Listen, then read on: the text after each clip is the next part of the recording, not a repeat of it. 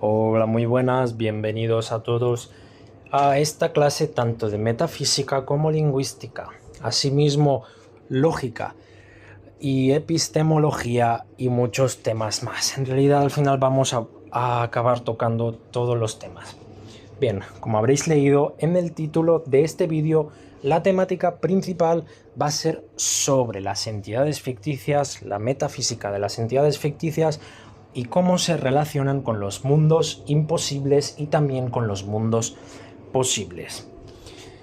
Lo que vamos a hacer es primeramente explicar los conceptos que vamos a abarcar en este tema y tened en cuenta que esto es un vídeo avanzado, es decir, esto es un vídeo de filosofía avanzada, por lo que si no conoces los autores, si no conoces las temáticas, las correspondencias y todo, pues mira, yo voy a intentarlo explicarlo de forma tan simple, bueno, en términos tan simples que considero que cualquiera lo puede entender, pero te digo que no me voy a parar a explicar quién es cada autor y qué es lo que piensa, sino que te voy a decir lo que sostiene cada autor dentro de cada tema, cómo lo sostiene y también, bueno, yo voy a decir qué posición me parece más correcta, me parece más lógica.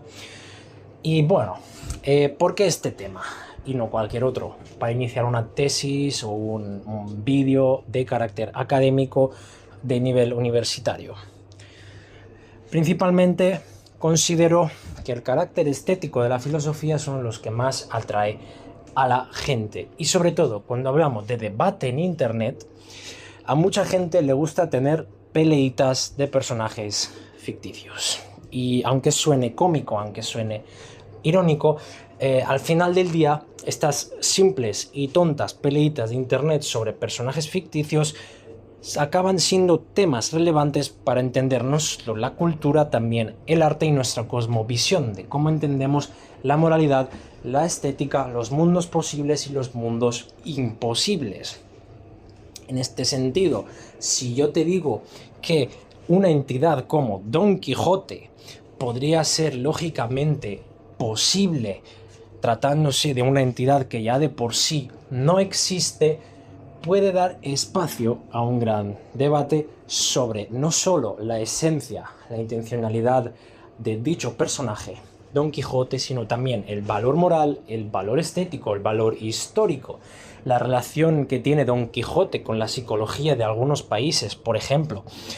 ¿Cuál es la psicología que tiene en relación Don Quijote con países como España, países como México, países como, yo que sé, Perú, etcétera? Al final del día se acaba relacionando, pues estamos hablando del personaje ficticio más importante de toda la hispanidad. Pero lo mismo se puede decir de cualquier otro personaje ficticio.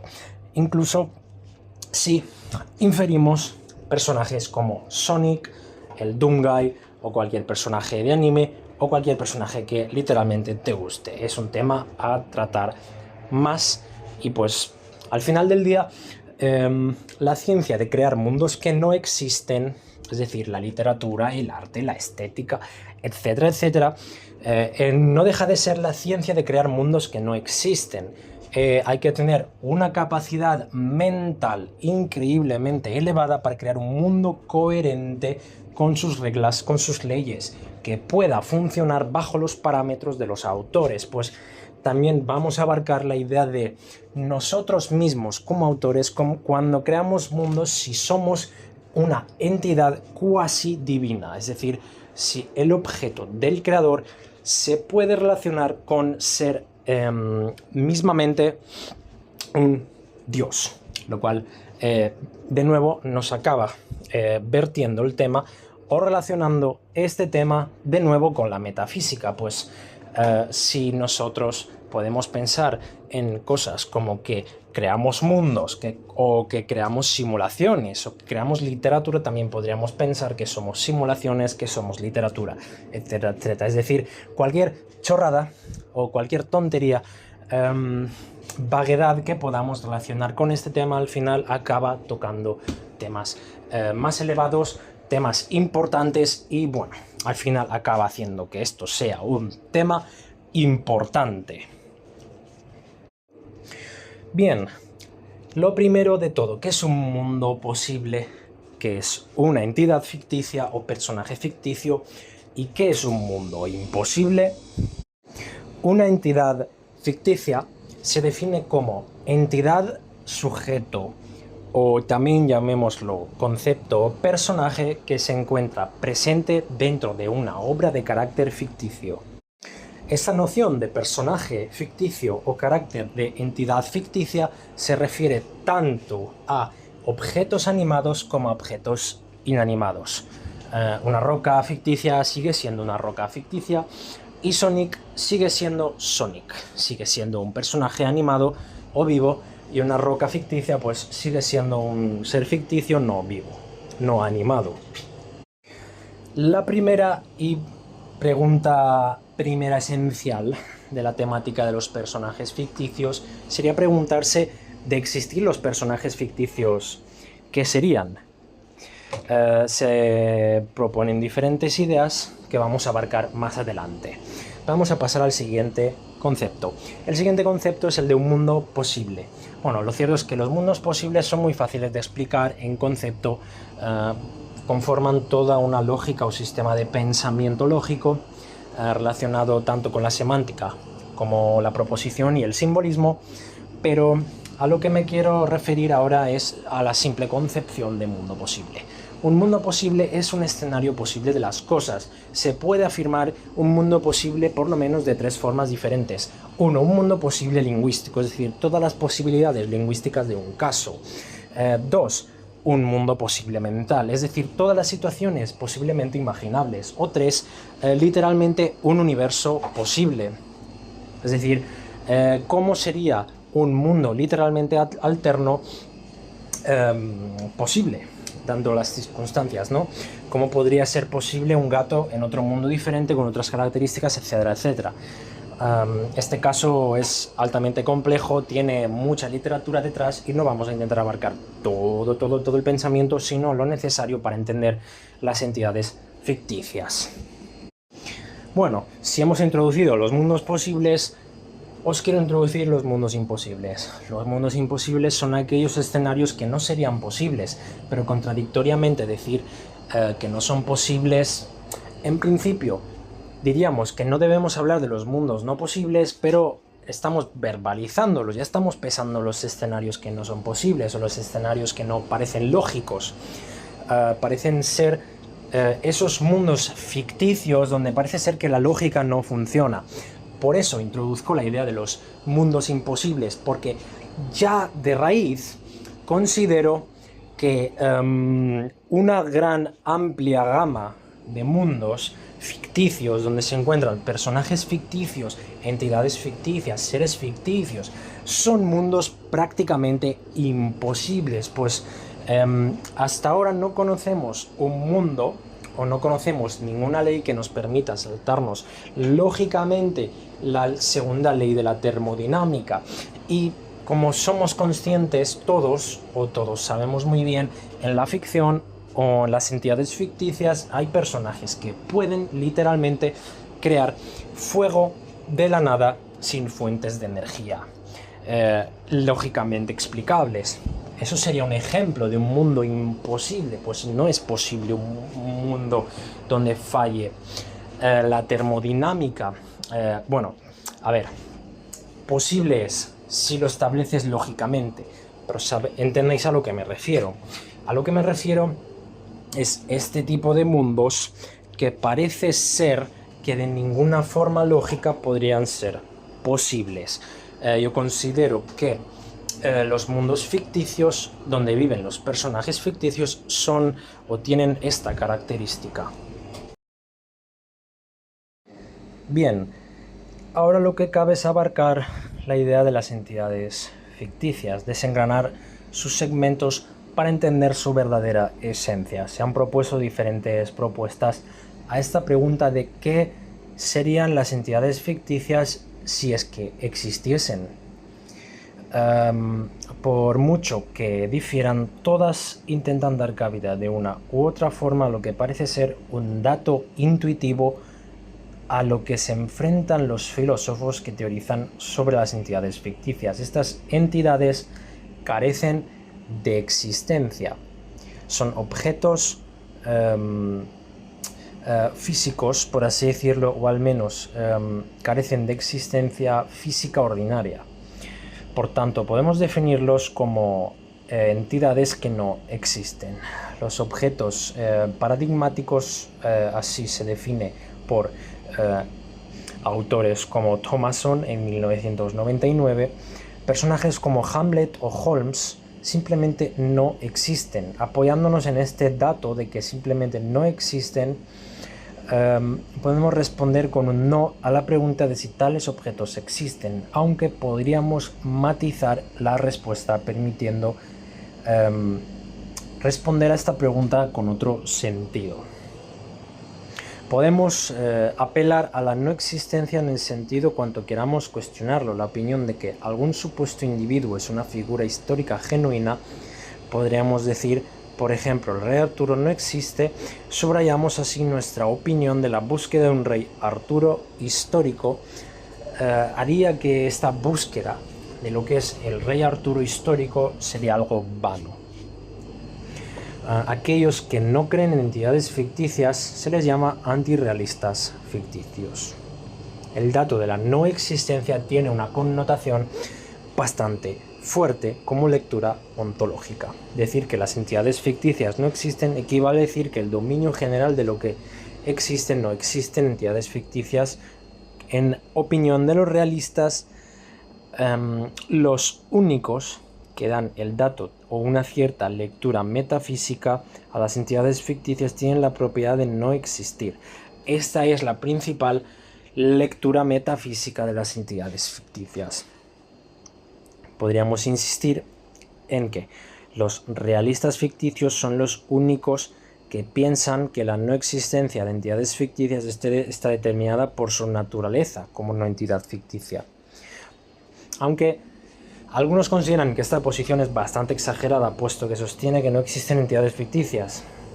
Es probable que incluso los antirrealistas admitan que el hecho de que no exista una supuesta entidad X que se desprenda del hecho de que se ha demostrado que entidad X es ficticia, como ocurre en el caso de Rey Arturo, se supone, o supuestamente, dando que el Rey Arturo es una persona real o un líder británico que gobernó en Inglaterra tras la marcha de los romanos, hasta que se descubrió que el rey Arturo pues simplemente no existía.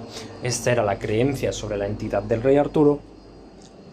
Simplemente pasó a ser una figura legendaria o una entidad ficticia. Fue un descubrimiento que autorizó la conclusión de que el rey Arturo no existe. En este sentido también tenemos un problema de entendimiento de las entidades ficticias, pues por mucho tiempo se creyó que la guerra de Troya no era más que un mero mito. Más tarde se descubrió, en los años 90, que no era un mito, sino que la guerra de Troya realmente ocurrió, porque se encontraron los restos arqueológicos, se encontró literalmente la ciudad de Troya, y sobre lo que podemos comentar es que, si bien se descubrió que el evento de la guerra de Troya ocurrió, lo cierto es que el relato está míticamente endulzado o incluye entidades ficticias. Incluyeron entidades ficticias como Aquiles, los dioses, Helena de Troya incluso puede que también fuese una entidad ficticia, pero parece ser que hubo una guerra de Troya por algún motivo histórico serio. Quizá combatieron por recursos, quizá la leyenda de que peleaban por amor era cierta. Quién sabe, parece ser que todas las fuentes confirman que hubo una guerra sobre el amor. La primera posición que se posiciona en favor de las entidades ficticias es el posibilismo, que sostiene que, si bien en acto presente o en este mundo las entidades ficticias no existen, quizás sean reales en otros mundos posibles. En ese sentido, se piensa que las entidades ficticias son como otras entidades posibles, como por ejemplo los burros parlantes. Según las versiones estándares del marco de los mundos posibles, algunas cosas que no están presentes en el mundo real existen como burros parlantes en mundos meramente posibles. Y si bien en nuestro mundo alguien como Sherlock Holmes y sus historias no existen o no son posibles, es posible que en un mundo posible, es decir, posible, ya no estamos hablando de un mundo imposible, se pueda dar efectivamente las historias de Sherlock Holmes. Pero hay un contraargumento realizado por Kripke en 1972 que sugiere que estas entidades posibles de los mundos posibles, pues a lo mejor no son realmente las entidades ficticias a los que estamos infiriendo. Este supuesto Sherlock Holmes ficticio del que hablamos en el mundo posible en el que pensamos que se da, podría realmente no ser Sherlock Holmes, sino podría ser otro individuo con otras propiedades, otras características, etcétera, etcétera, que curiosamente se da los hechos de que recrea lo que describimos en la obra de Sherlock Holmes. El movimiento magnonista y el filósofo Magnon es uno de los mayores defensores del posibilismo de las entidades ficticias, tal vez ampliando para permitir que algunos objetos ficticios sean también objetos imposibles. Los objetos ficticios son exactamente como los objetos reales para la teoría de Magnon, con la excepción de que existen en mundos que no son reales. Son determinados hasta el último detalle, siempre que las historias que caractericen presenten un mundo determinado hasta su último detalle. Así pues, Magnon establece una teoría de los objetos de Magnon o objetos magnonianos. Es una visión metafísica de la constitución de los objetos. Se pensaba que entre estas entidades tiene que haber algún tipo de ser, que hay entidades reales, que son entidades seres en el espacio-tiempo. Estas pueden ser físicas o mentales, o pueden ser entidades ideales, cuyo modo de ser es atemporal o abstracto, como los números o las relaciones. Estos objetos, los cuales como ya he dicho, vamos a llamar objetos magnonianos, son paradigmáticos pues carecen de todo tipo de ser, como la montaña dorada o un cuadrado redondo.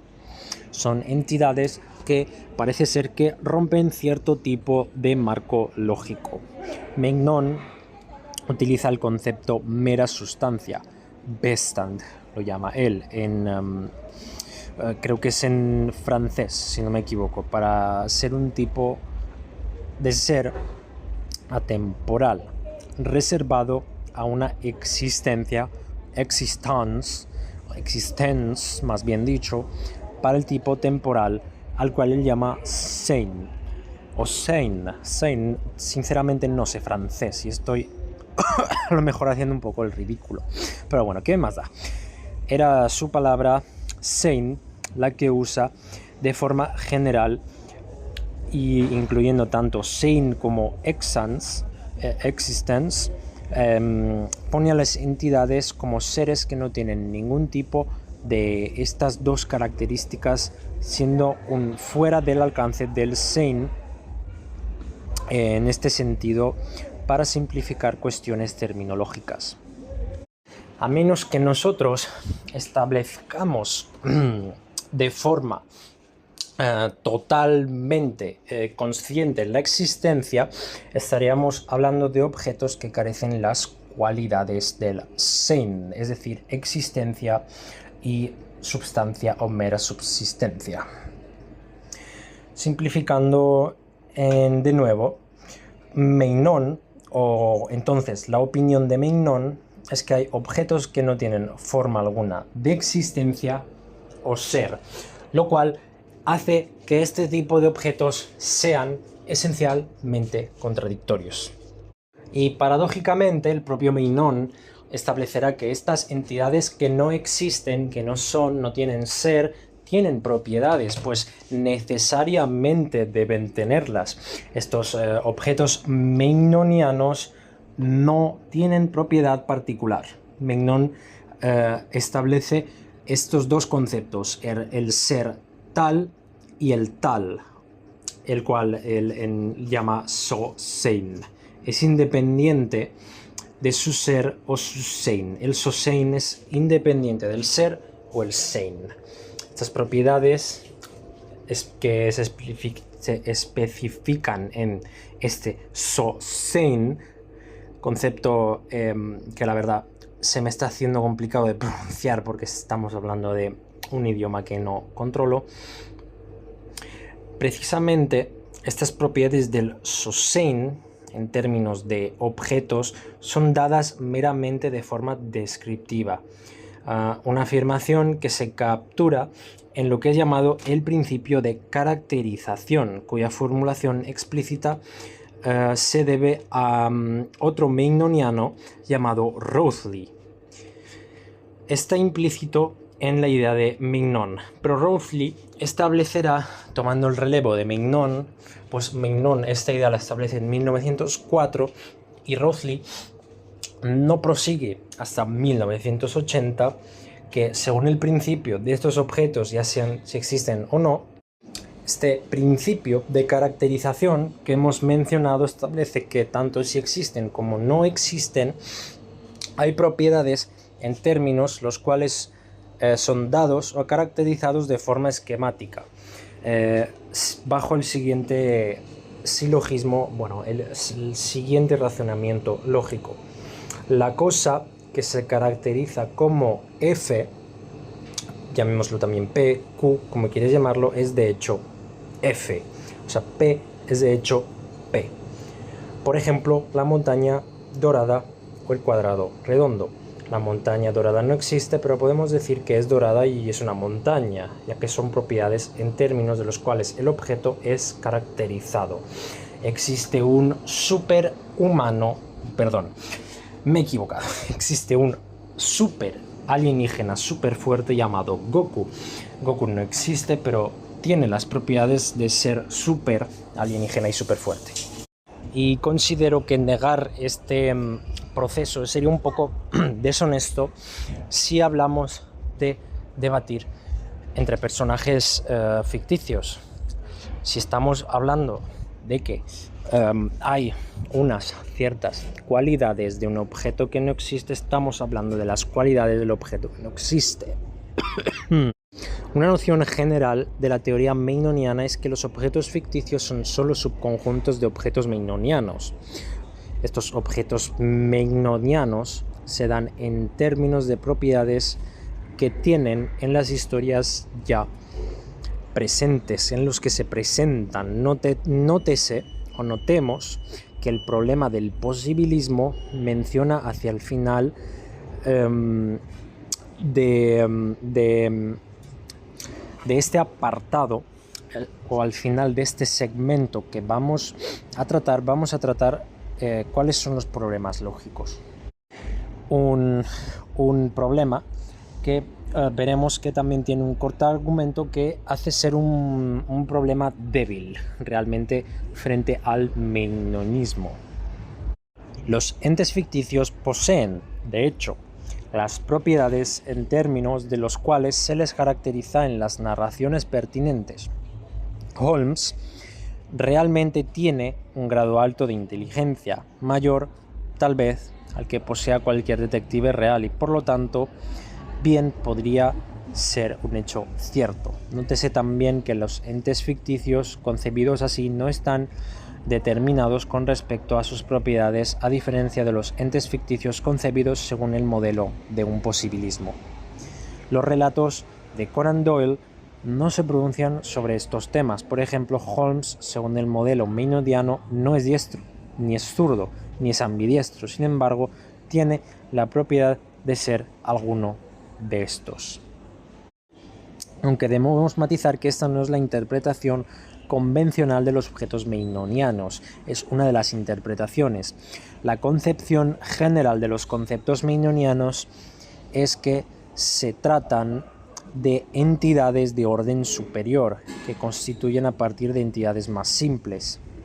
En el mismo sentido que, por ejemplo, una melodía es una entidad construida a partir de sonidos constituyentes, así es pues cómo se constituye la melodía a partir de dichos objetos. Así lo va a sostener Raspa en 2001 y Marek en 2008.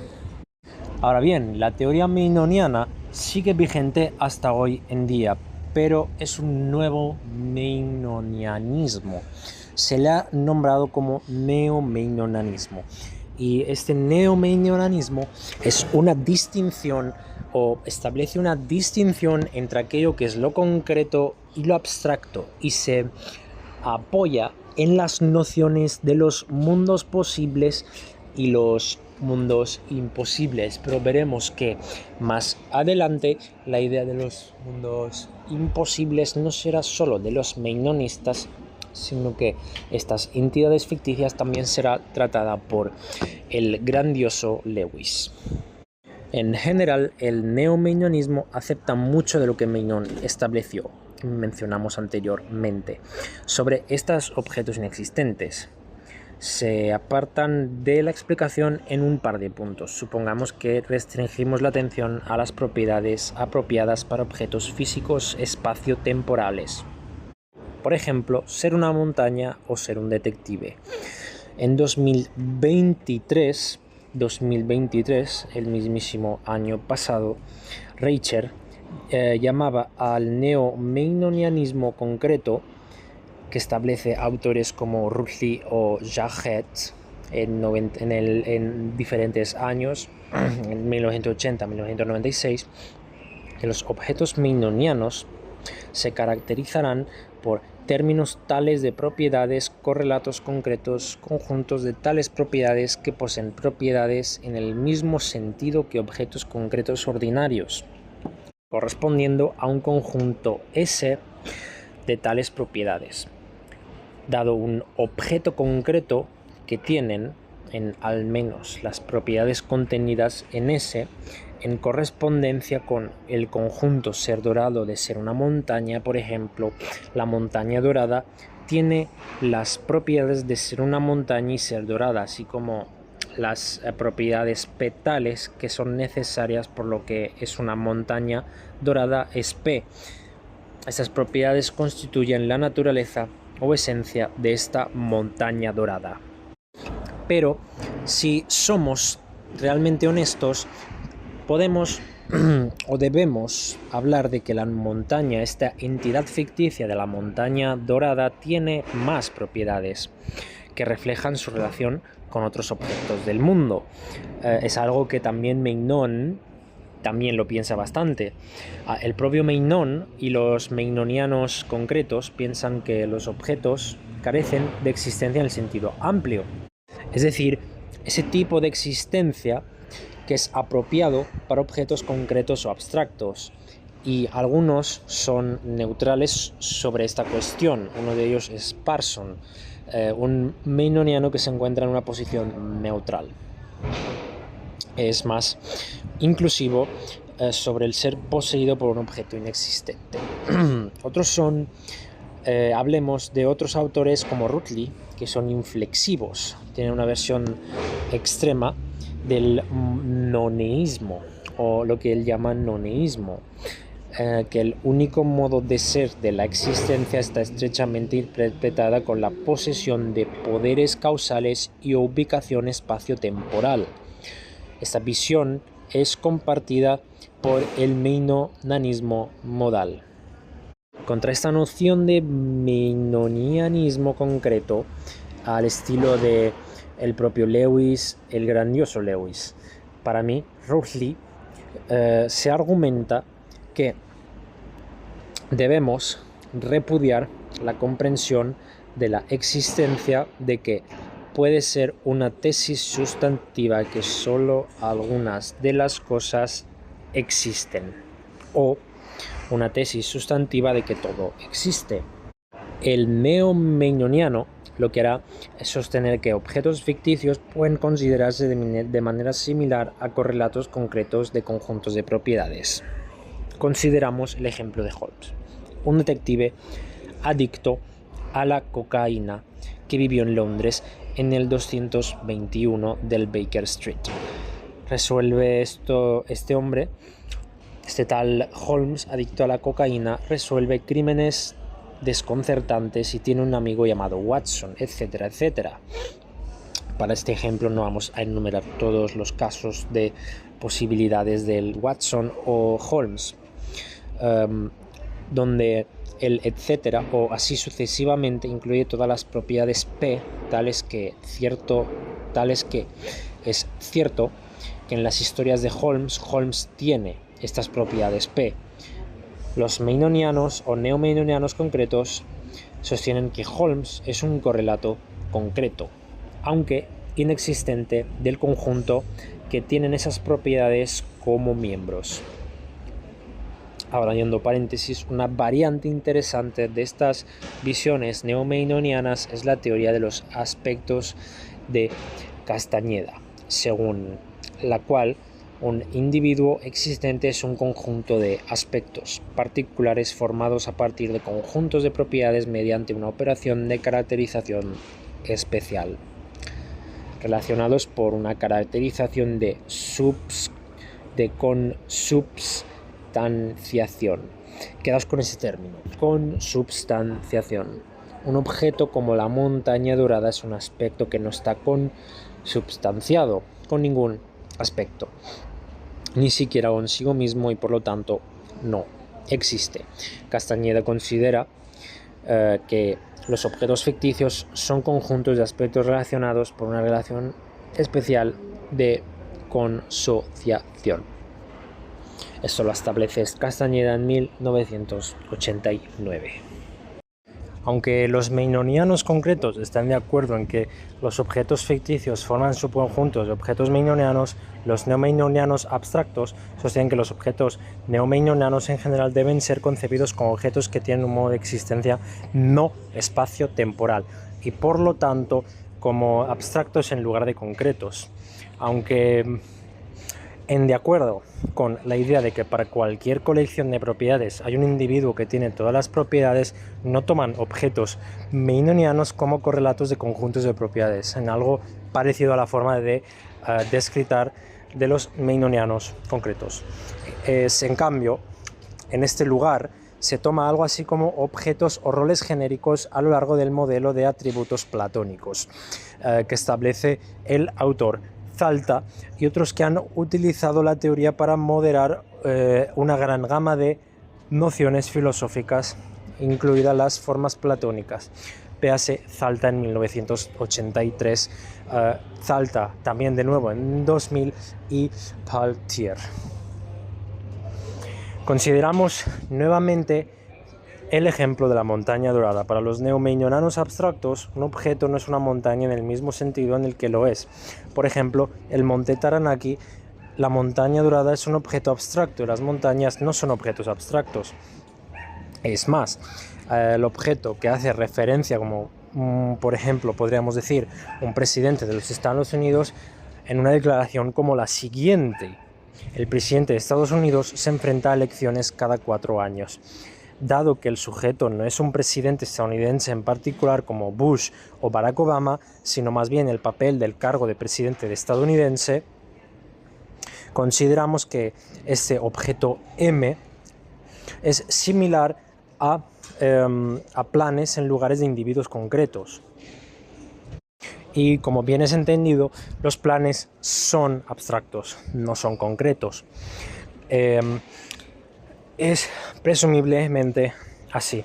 También tenemos que tener en cuenta que los abstractos toman a estos objetos como la montaña dorada y a Sherlock Holmes como en un sentido de existencia amplio, ya que el dato de la no existencia, por ejemplo, dicho por Zalta, enfatiza que mientras Holmes tiene que ser, es decir, existencia en el sentido de él, carece de existencia en el sentido estrecho espacio temporal.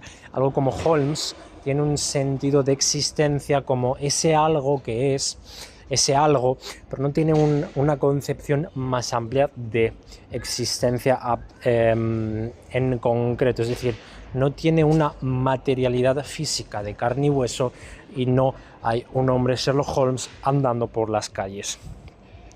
Otra proposición de los realistas, que sí que no son meinonianos, se acerca a una posición que sí que es neomeinoniana.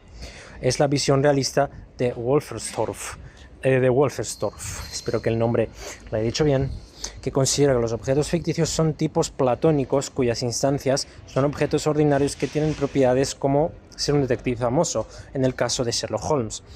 Y por lo tanto comparten con algo como el neomeianismo una forma de platonismo de objetos ficticios. Los toman como objetos ligados que se sostienen de una forma de abstracción que conduce a una concepción de objetos ficticios como entidades dependientes, como la concepción defendida por los creacionistas. Sí, literalmente aquellos que creen que hay un creador, literalmente. Antes de pasar al siguiente, lo que quiero destacaros es que vale la pena enfatizar que el neomeionianismo abstracto debe ser considerado como una variante poco ortodoxa del neomeianismo en base a la interpretación de la visión de Meinong. Después de todo, si entendemos que los objetos son meinonianos, debemos tener sein o existencia en el sentido amplio, lo cual va en contra de lo que anteriormente hemos establecido para Meinong, que realmente los objetos de Meinong sí tienen una existencia amplia. Aunque Meinong, el propio Meinong más adelante da a entender que es platónico, pero bueno, ese es otro tema. El siguiente tema que deberíamos abarcar para entender este tema de los objetos ficticios meinonianos es la distinción de propiedades frente a modos de predicación. La distinción de concreto y abstracto que hemos establecido es a nivel metafísico y está estrechamente vinculado a una distinción relevante de los objetos meinonianos, y por lo tanto estos objetos ficticios concebidos como objetos meinonianos, es decir, una distinción entre tipos de propiedades y modos de predicación, parece que es natural decir que estos objetos ficticios son caracterizados por las historias en las que se caracterizan propiamente. De hecho, es ciertamente intuitivo pensar que un personaje se caracteriza por su historia. Goku tuvo que escapar de su planeta porque iba a ser destruido, y esa es una caracterización de esta entidad, Goku. Pero no es para nada natural llegar a decir que en base a una sugerencia de este tipo, algún neomeinoniano toma propiedades como nucleares o estas propiedades como nucleares de los objetos. Sería incorrecto interpretarlo de esta forma. Si M es el objeto meinoniano correlacionado con conjuntos de propiedades S, los miembros de S son propiedades nucleares del objeto. Por ejemplo, en la perspectiva de ser un detective, es una propiedad nuclear de Holmes, mientras que ser un rey es una propiedad nuclear de Rey Arturo. Es prácticamente el núcleo de la entidad ficticia, por eso decimos que es nuclear a su ser. Pero si establecemos esta propiedad nuclear, también tenemos que establecer unas propiedades extranucleares que son las que no están en las propiedades nucleares caracterizantes. En el caso de objetos ficticios se trata de las propiedades de objetos fuera del ámbito de la historia, en los que aparecen propiedades que podríamos decir que son en virtud de la manera en la que el mundo realmente es. No son propiedades que tienen desde el punto de vista de la historia, sino que consideremos, por ejemplo, esta oración para ejemplificar estos extranuclearismos. Mickey Mouse es un icono de la cultura pop y Anna Karenina es un personaje ficticio. Estas oraciones implican propiedades, claro que sí. Ser un icono de la cultura pop o ser un personaje ficticio, pero se atribuyen a Mickey Mouse y a Anna Karenina de forma extranuclear. No son propiedades propiamente dichas o propiamente dadas de forma nuclear dentro de las historias de estos personajes. Mickey Mouse tiene la primera propiedad debido a los efectos de su enorme popularidad en nuestra cultura pop, no porque se presente como un icono de la cultura pop en las historias en las que hace presente, y de la misma forma podemos decirlo de Anna Karenina debido a que es un producto del acto creativo o de la creación humana. Otro tipo de meinoniano que es común sostiene que los objetos ficticios poseen el tipo de propiedad que poseen los individuos ordinarios, pero de una manera diferente. Así lo sostiene la sugerencia de Molly, perdonad por la mala pronunciación, en 1912, pero esta posición no es para nada aceptada por Meinong. Por ejemplo, decimos que Anna Karenina es una mujer y Holmes es un habitante de Londres. Utilizamos modo de predicación diferente del que utilizamos cuando decimos que Marilyn Monroe era una mujer o Tony Blair un habitante de Londres. Según esta formulación, nos acercamos a la idea de Zalta, que las entidades ficticias codifican propiedades, mientras que los individuos ordinarios simplemente las ejemplifican. De forma similar a anteriormente mencionado a Castañeda, apelamos a un modo interno y externo de predicación de propiedades, mientras que para Rappaport, otro meinoniano, se habla de las propiedades que son constituyentes de objetos y propiedades que son ejemplificadas por objetos. Podríamos decir que tanto Anna Karenina como Marilyn Monroe tienen propiedades de ser mujer. Pero la propiedad de ser mujer está codificada como propiedad, mientras que la segunda se ejemplifica como propiedad. Los objetos ficticios también se ejemplifican como propiedades, tal vez una de las mismas propiedades que codifican o tienen internamente entre sí. Lo que sucede es que para estas propiedades se predican objetos, los cuales las historias en las que aparecen o se predican en las historias que aparecen.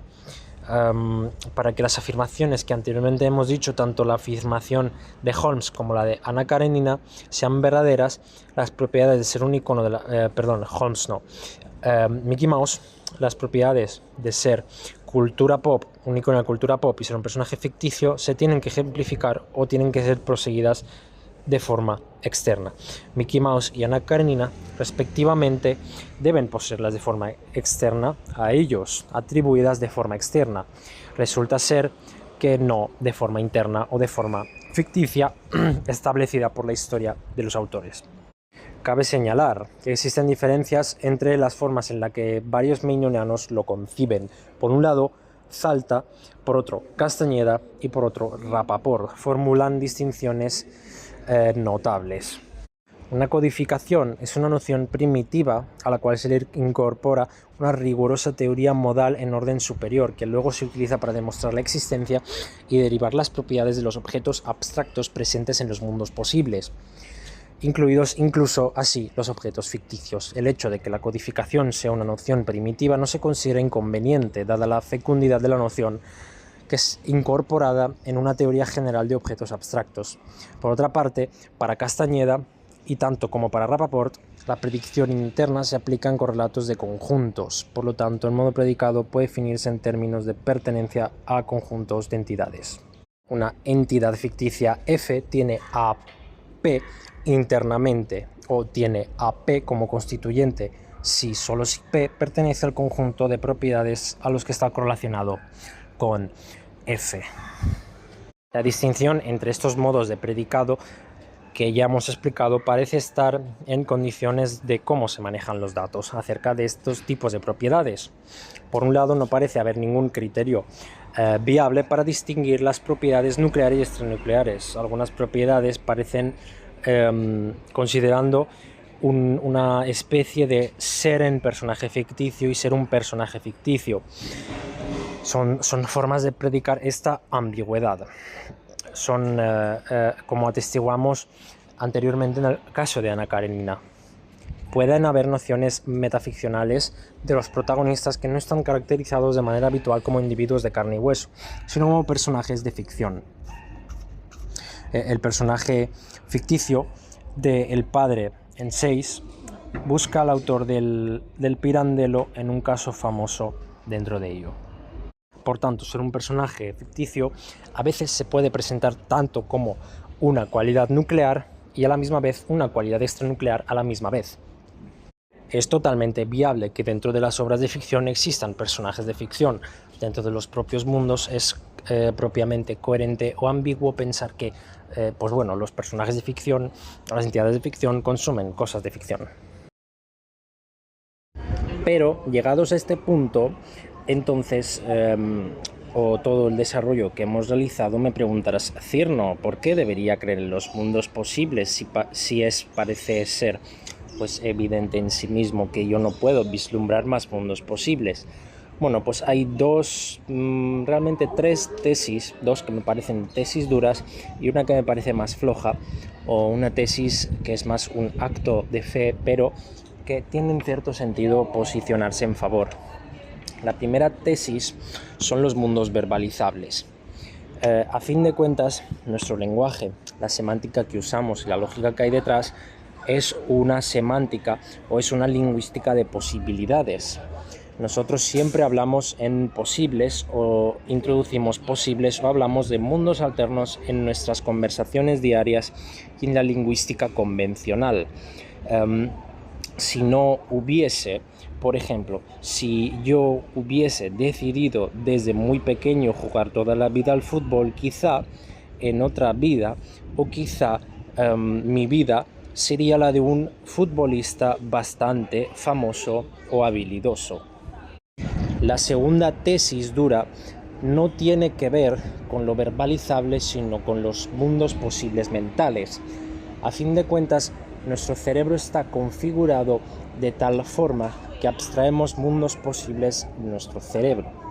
Al final del día, nuestra mente está configurada para tomar decisiones, tomar riesgos y pensar en las posibles consecuencias de nuestras acciones.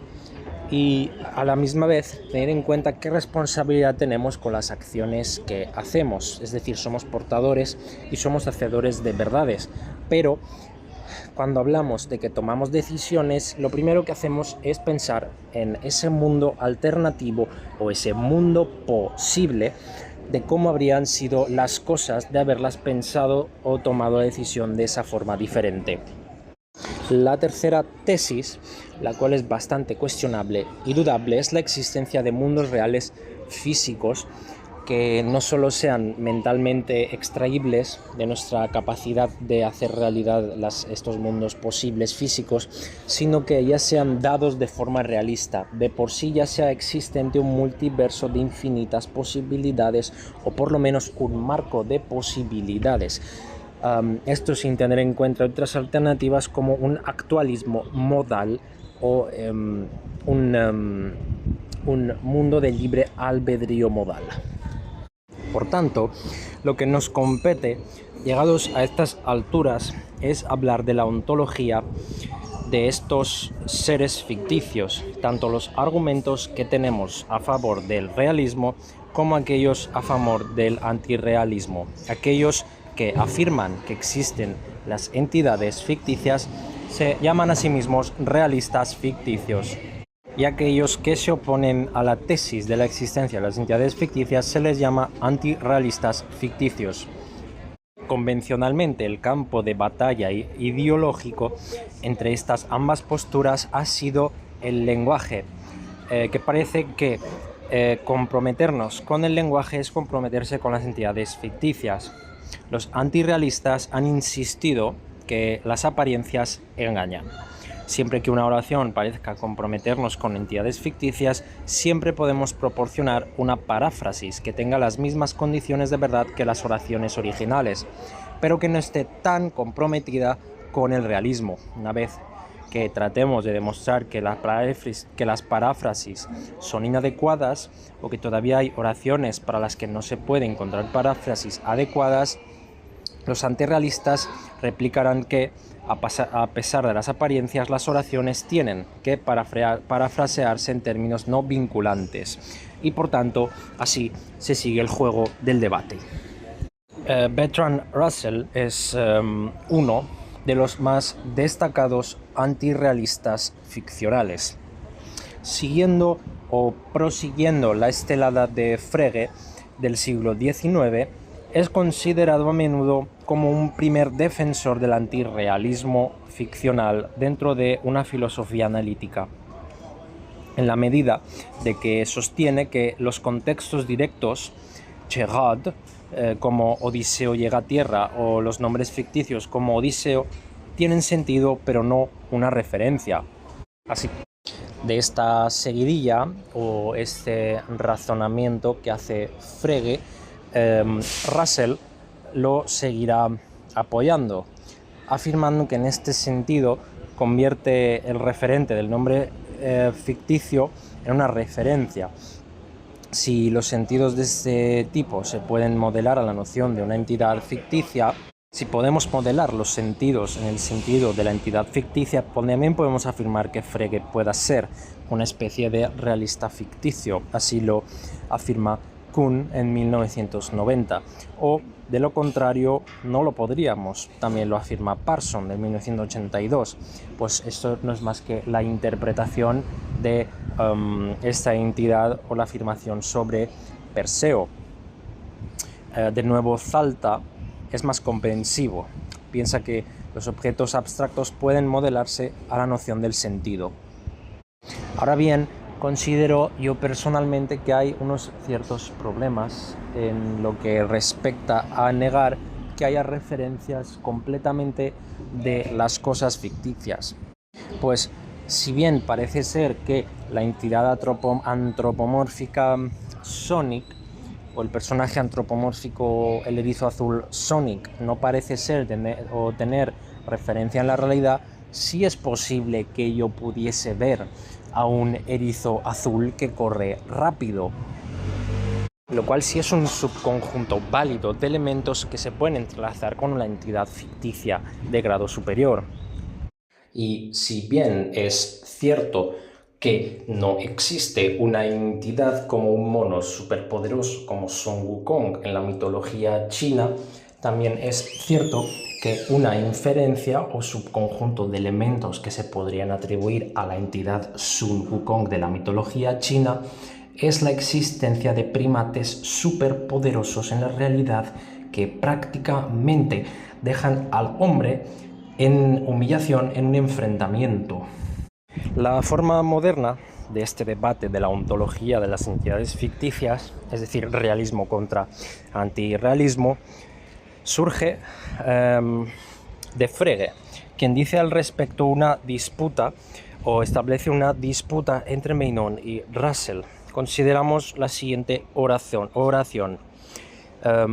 Apolo es joven. Según Meinong, consideramos aquí un realista paradigmático que la propia significatividad de esta afirmación nos compromete con una entidad que es ampliamente ficticia, la deidad de los mitos griegos. Sobre la base o las líneas generales de este pensamiento expresado por esta afirmación está dirigido a esta en sí entidad. Y puesto, por lo tanto, que requiere que exista tal entidad y va dirigida a tal entidad, la afirmación en sí misma expresa verdad, más verdad que falsedad, acerca de esta entidad. En cambio, para Russell, las apariencias son simplemente engañosas.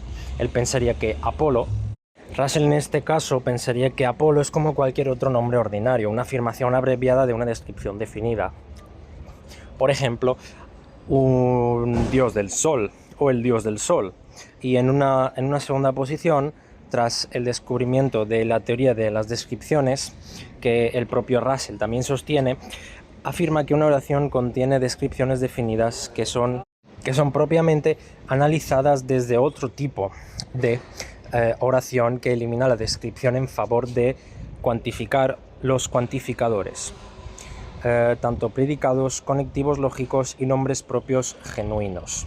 Lo que nos dice la afirmación sobre Apolo, sobre este asunto, es que está dado por una paráfrasis en la que la descripción definida por la cual Apolo es una abreviatura, es decir, el dios del sol, ha desaparecido dentro de nuestro análisis. Este ejemplo lo podemos ver aquí. Hay al menos un dios sol y como máximo un dios sol, y por cada dios sol es joven. En términos más simples, existe un dios sol único y que además es joven. En este caso ya no hay un aparente de un término singular como es Apolo, a que se deba designar para la paráfrasis para que tenga un sentido. Russell ve que este resultado lo que nos muestra es que el enunciado original no es más que una mera significancia o significativo, es decir, que podía analizarse de tal manera que es meramente significado. Digamos que una descripción que es definida tiene una denotación russelliana. Una vez se cumplen estas condiciones russellianas para que una descripción tenga una denotación, es decir, cuando hay un individuo que satisface un predicado relevante, pero no más de uno, entonces podemos decir que la descripción está definida por la palabra Apolo, que es una abreviatura y no tiene una denotación russelliana, ya que el primer conjunto que hemos establecido de Apolo, que solo hay un Apolo, que solo hay un Apolo que es joven, se reconfigura de la siguiente forma. Hay al menos un dios del sol. Podemos asociar el al menos hay un dios del sol como ese tal Apolo, que además tiene la propiedad de ser joven. Podemos afirmar que esta reconfiguración es falsa. Lejos de que la afirmación anterior carezca de un sentido, la ausencia de una denotación, en este sentido, cuando es russelliano, se toma como conjunción, como estrategia de eliminación o estrategia de el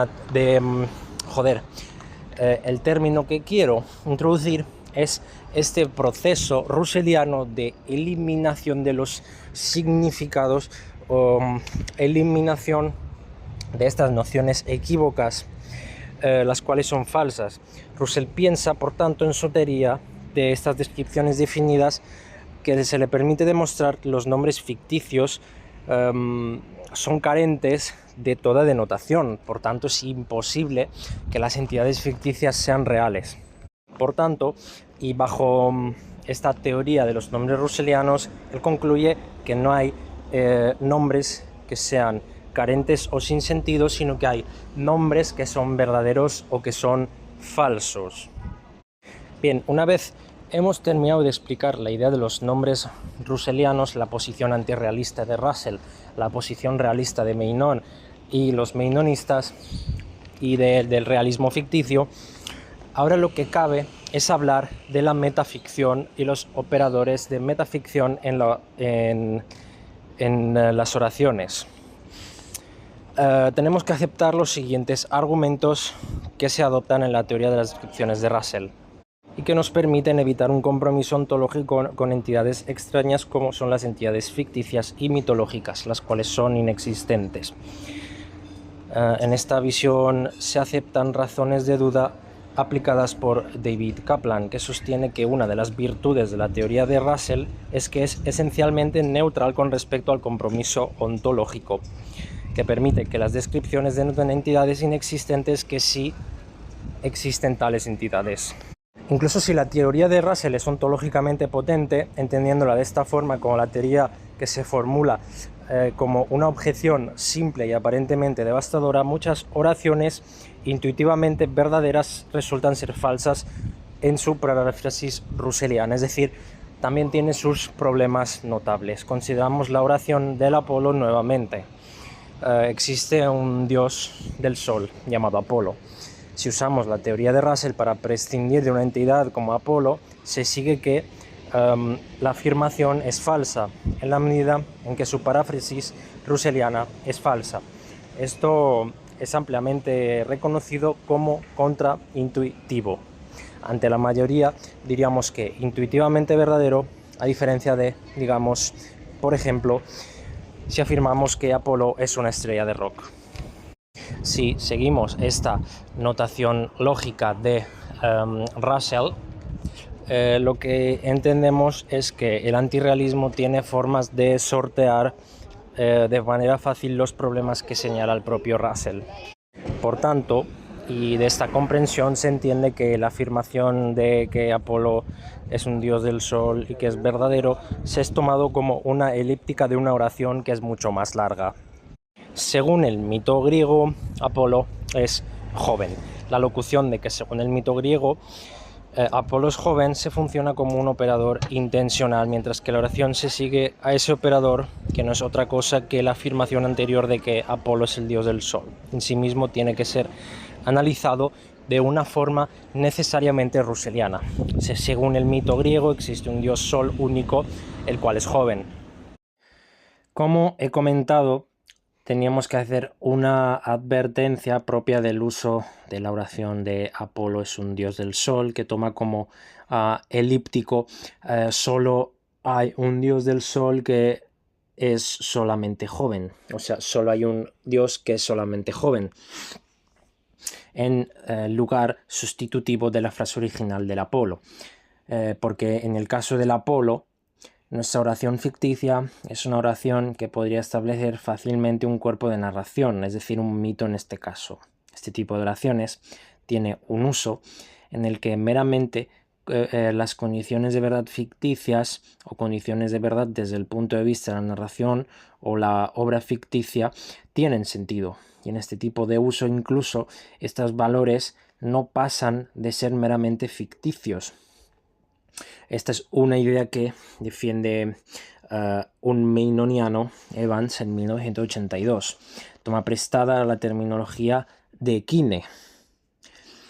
A esto se le llama un uso conspirador de las oraciones. El uso conspirador es aquel que el emisor está involucrado en una especie de simulación o simulacro.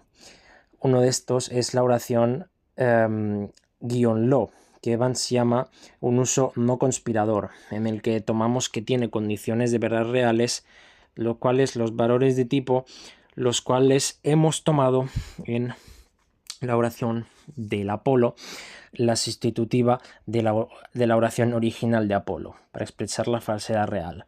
Un ejemplo de ello sería la expresión que hemos dado en la última versión del Apolo, que es una respuesta dada a una solicitación de información sobre el dios Apolo. Si estuviésemos en un examen de mitología griega, se nos exigiría que diésemos una información sobre quién es Apolo, pues esta posición responde a esta noción de oración conspirador o no conspirador. Reformulando las frases de Apolo, de solo hay un Apolo y hay algo que es un dios del sol, entendemos que son metaficciones internas, que pretenden decir cómo las cosas son o según son en cierta ficción, que se piensan como oraciones que capturan un uso no conspirativo de las oraciones ficticias que hemos establecido. Ahora bien, la enmienda russelliana, que ya habíamos considerado, está en disputa con una expresión llamada según el mito griego es en cuanto operador intencional. Un operador intencional que desplaza las circunstancias. Uno que desplaza las circunstancias de evaluación de la oración que le sigue por el bien del argumento de la oración en la que se forma. Según la historia S, P es verdadero en el mundo real solo si P es verdadero en los mundos más cercanos posibles al mundo real en el que S es verdadero.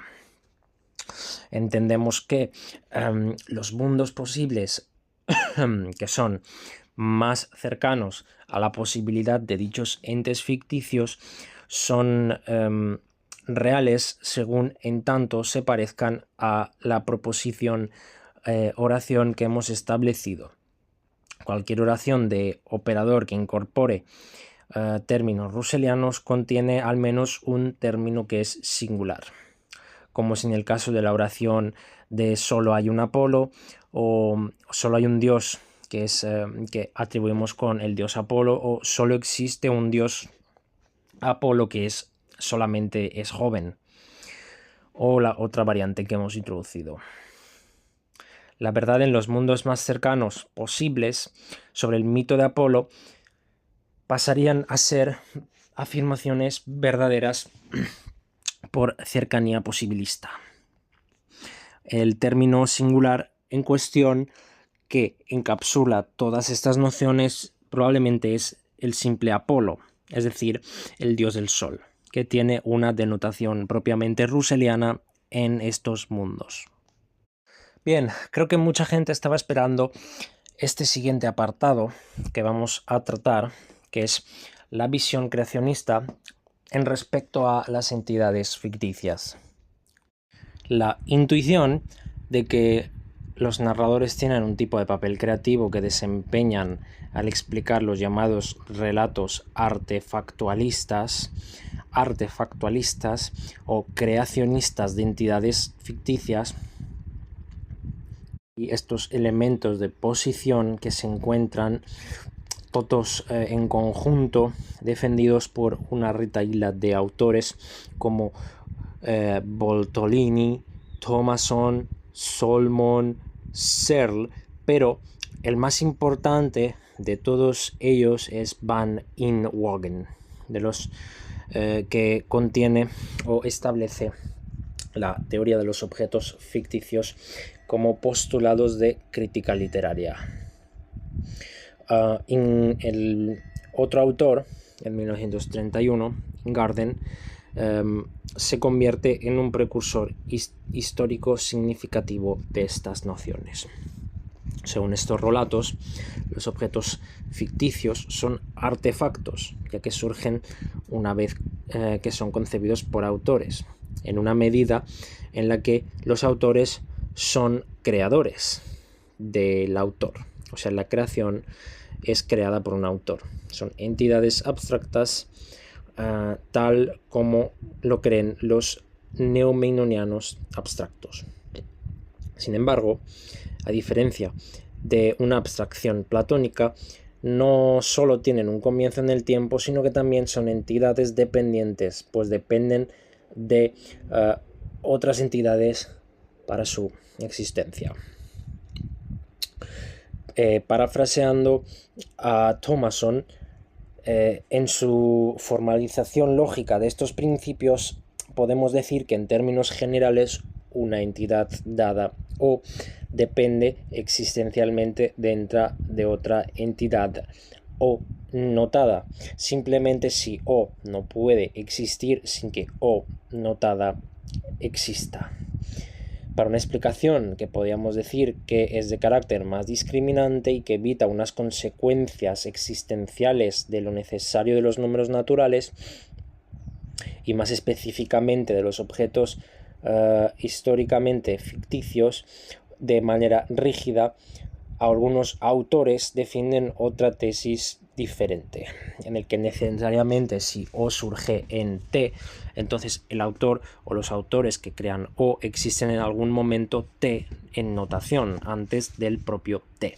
Y constantemente, de forma genérica, las obras literarias que lo presentan, que son necesariamente O como seguir existiendo. Por tanto, la obra literaria W y otros que se presentan a O existen durante el tiempo de existencia de O. Véase un Thomasson o diferentes autores. Una dependencia rígida histórica del surgimiento de un objeto ficticio genera una constante explicación de su existencia o persistencia continua, un tipo de explicación de persistencia de objetos ficticios que parece tan intuitiva como la de su propia generación. Pues no solo decimos que un objeto ficticio determinado fue creado en un momento determinado, sino que también podemos decir que tiene una cierta edad. Obsérvese de la posición del creacionismo una caracterización de sustento basada en lo obvio, en la obviedad. La idea de los autores de algún modo crean personajes ficticios a través de la creación de obras ficticias en las que aparecen. Esto es increíblemente intuitivo e increíblemente obvio. El lenguaje, además, parece ser que apoya esta idea. A menudo escuchamos muchas afirmaciones al estilo Hamlet es una de las creaciones más complejas de Shakespeare. Sobre la base de este tipo de ideas creacionistas se plantea la hipótesis de que los objetos ficticios son literalmente creaciones de sus autores. No creaciones concretas, claramente. Por lo tanto, creaciones abstractas, no concretas. Estas maniobras están lejos de ser ideas inocentes. Yigisawa, en 2001, por ejemplo, sostiene que el creacionismo entra enmarcado un conflicto de ideas aparentemente obvias, por ejemplo, el dato de la inexistencia de los personajes como Hamlet, que no existen.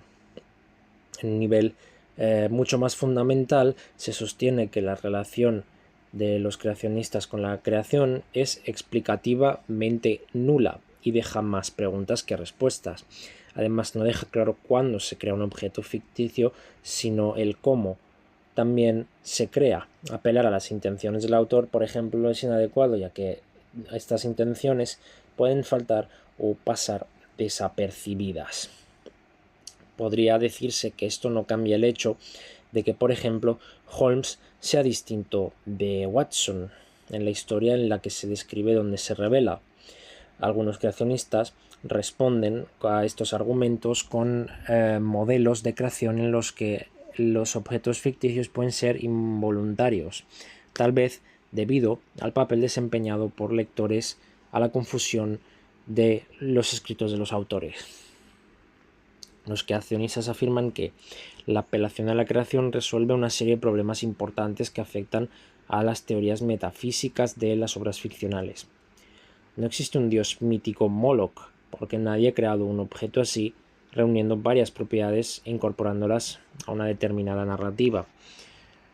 Y aunque todas comparten las propiedades de que se atribuyen interpretaciones de, por ejemplo, Don Quijote, hay dos Don Quijotes, el de Cervantes y el de Menard. No solo uno, porque hubo dos actos completamente independientes de generación autoral. Sin embargo, no está claro cómo puede ser que los creacionistas lidien con objetos relacionados que afectan dentro de su propia teoría. Es un problema de objetos ficticios indiscriminables. Intuitivamente hablando, hay miles de enanos ficticios. Estos miles de enanos ficticios participaron en la guerra de Tolkien entre enanos y orcos. Tolkien participa en miles de actos de creación de todos y cada uno de estos enanos. Quizá el problema principal del creacionismo sea en sí mismo el propio proceso creativo y la relación entre la identidad del objeto creado y su propia creación. Que hablemos de tal concepción hace que las creaciones sean literarias. No se tratan de tanto objetos ficticios en tal, sino más bien un mero objeto intencional. El objetivo de un determinado pensamiento autoral, un mero objeto intencional, no es todavía el de un objeto ficticio. Es decir, pensar en no es lo mismo que crear. Así que, ¿qué convierte a un objeto ficticio en uno? Se convierte en el uno al poder ser compartido por más de una persona, al ser aparecedor de más de un texto. Una opción de respuesta sería cambiar la forma en la que concebimos una explicación de un proceso de generación. Algunos creacionistas como Schiffer dicen que un objeto ficticio surge como un artefacto abstracto, sino cuando un autor lo concibe por primera vez. Esta es básicamente la tesis contraria a lo que anteriormente hemos mencionado. Pero la formación de esta entidad no se da por el mero acto del mero pensar en sí del primer ser ficticio en la mente, sino que se da de la máxima de la simulación de la entidad. Es decir, el proceso que se da de un cierto proceso de simulación que acaba en el proceso en el que pretende que hay un individuo tal y tal hace tal y tal cosa. Esto se llama proceso de simulación ficticia. Y es lo que realmente podríamos decir que es un acto pensante o acto mental de simulación o creación propiamente a priorística. Es discutible si la proporción de una condición suficiente para la generación de ficta o de facto se necesite algo más que una postura reflexiva sobre el propio proceso de simulación. Quizás se puedan entender los objetos ficticios como entidades institucionales según el modelo de los bautismos y los matrimonios, entidades que figuran en el inventario general de lo que existe, pero lo hacen de forma gratuita, así como se puede admitir la existencia de bautismos y matrimonios simplemente apelando a las reglas constitutivas según el modelo de explicación de actos ilocutivos. Se puede decir que los objetos ficticios llegan a existir una vez que se ponen en vigor ciertas prácticas relacionadas con la simulación mental y posiblemente también con este acto del reconocimiento. Alternativamente, se puede apelar a reglas reguladoras y decir que, al igual que conducir o hacer cola, la ficción requiere una solución de un equilibrio para un problema de coordinación en la comunicación entre consumidores de ficción, de contenido y de imaginación. Y se podría decir que los objetos ficticios proporcionan estabilidad a dichas imaginaciones. Por lo que los objetos ficticios, en tanto que son objetos ficticios, pueden simplemente ser instituciones que generan el hecho de dar expresión a la imaginación, que cuentan además cómo declarar cosas de una cierta manera. El hecho mismo de declarar de una manera muy similar a una declaración estándar sería una declaración de matrimonio. Pero sea cual sea una explicación correcta a esta pregunta, incluso si estamos de acuerdo sobre la naturaleza del proceso que se da sobre un objeto ficticio, ¿qué es lo que supuestamente se genera de esta manera? ¿Cuáles son las condiciones de identidad de los objetos ficticios? Bien, pues vamos a concluir esta primera parte o primera introducción a las entidades ficticias, a este extenso vídeo que ya se está alargando bastante, con la aplicación de la ficción con los mundos imposibles. Cuando hablamos de los mundos imposibles, obtenemos información inconsistente que suele ser tratado como problemas en ciertas obras de ficción. Un artículo clásico de prácticamente el mayor exponente de la lógica modal, que es Lewis, propone en 1978 una expresión de lo que es la verdad en tal y tal en ficción. El término de los mundos posibles, lo que se cumple es en una determinada obra de ficción, lo que se cumple es en un conjunto de mundos posibles, seleccionados de forma adecuada y mediante una serie de cláusulas, las cuales suelen ser sutiles y complejas.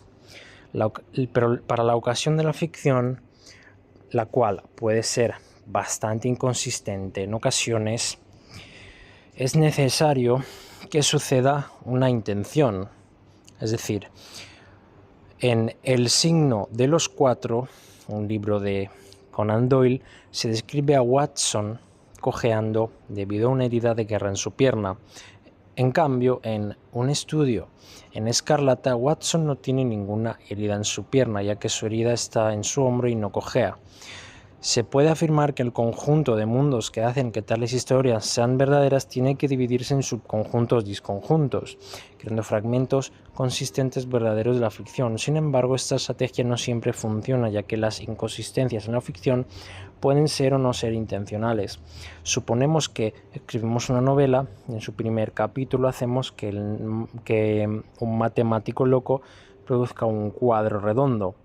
Si se elimina la inconsistencia intencional, el hecho de que los matemáticos de todo el mundo se asombren por ver el resultado en el segundo capítulo se vuelve algo inexplicable. Hay una incoherencia entre las entidades ficticias y el mundo posible. Un tratamiento natural de estos casos sería obtener mundos imposibles, es decir, mundos imposibles propiamente seleccionables o seleccionados. Un conjunto de situaciones que hacen que se encuentren tales mundos dentro de las historias. Las proposiciones imposibles, que son intuitivamente distintas, por ejemplo, que los cisnes son azules y no son azules, que el último teorema de Fermat es falso, que Charles es un soltero casado, se cumplen en todas y precisamente en todos los mundos posibles, y tenemos un problema dual con las proposiciones sin restricciones necesarias que se podrían dar dentro de la ficción. Pues dentro de la ficción podríamos proponer una no restricción dentro de los mundos imposibles. Es por esto que el tratamiento de la proposición como construcciones de teoría de conjuntos a partir de mundos posibles conduce a una individualización burda de proposiciones, y debido a esta individualización se convierte en objetos de ataque devastadores e incoherentes. En gran medida, la consistencia de las historias y las entidades depende mucho del mundo en el que juegan y en el que se mueven. Y en gran medida estos mundos son prácticamente mundos posibles imposibles, más imposibles que posibles, pues yo no conozco un mundo, al menos no parece lógicamente plausible que pueda existir ningún mundo posible donde hay enanos, elfos, gigantes, magia y un señor de los anillos. Pero, por otro lado, esto sí es un mundo totalmente imposible, el cual tautológicamente o como circularidad nos permite la posibilidad de entidades ficticias. Y de esta forma concluimos también que cualquier incoherencia entre una noción de un mundo posible y la noción de otro mundo posible, es decir, dos mundos ficticios, mundo ficticio A, donde hay una coherencia y unas propiedades escritas por Tolkien en El Señor de los Anillos, si se presentase una incoherencia en la siguiente página o en el siguiente libro, mundo imposible 2, estaríamos hablando de que hay dos mundos imposibles.